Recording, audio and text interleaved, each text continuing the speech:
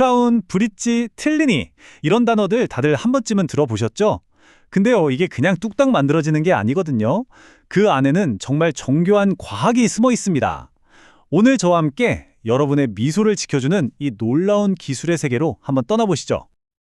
자, 우리의 이야기는 아주 익숙한 상황에서 시작됩니다. 충치가 좀 심해서 치과에 갔더니 의사 선생님이 이러는 거죠.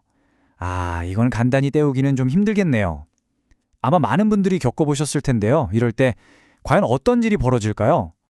네, 그래서 오늘은요, 마치 한 명의 환자가 되어서 그 여정을 따라가 볼 거예요. 손상된 치아 하나를 살리는 것부터 시작해서 여러 개가 빠졌을 때까지 단계별로 쭉 살펴볼 겁니다. 바로 이 순서대로 말이죠. 자, 첫 번째 단계입니다.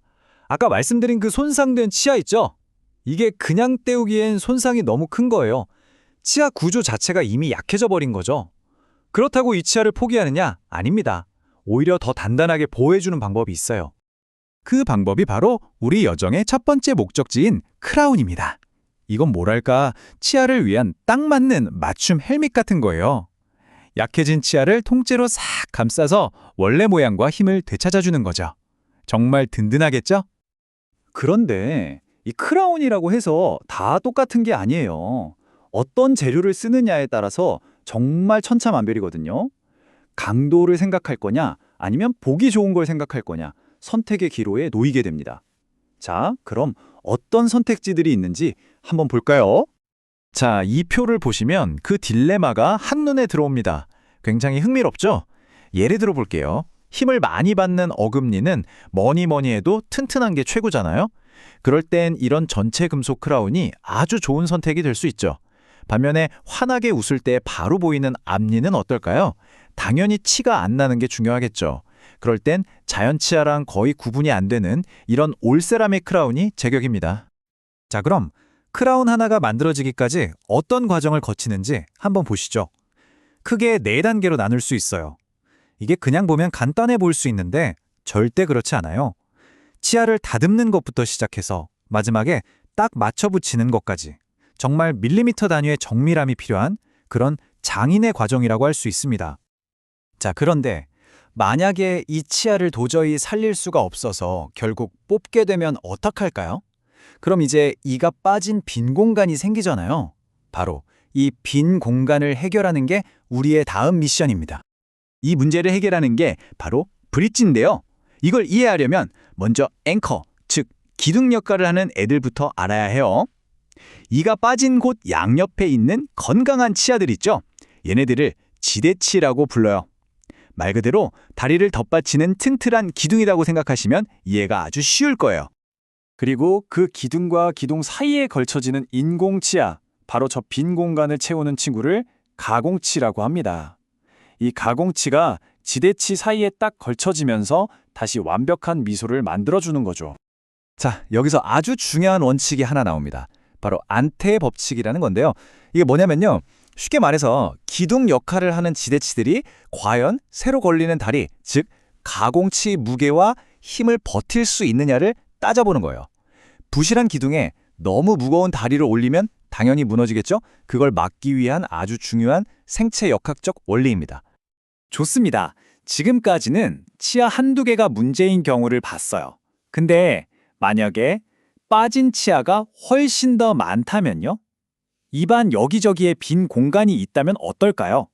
이제부터는 좀 더 스케일이 큰 해결책을 들여다볼 시간입니다.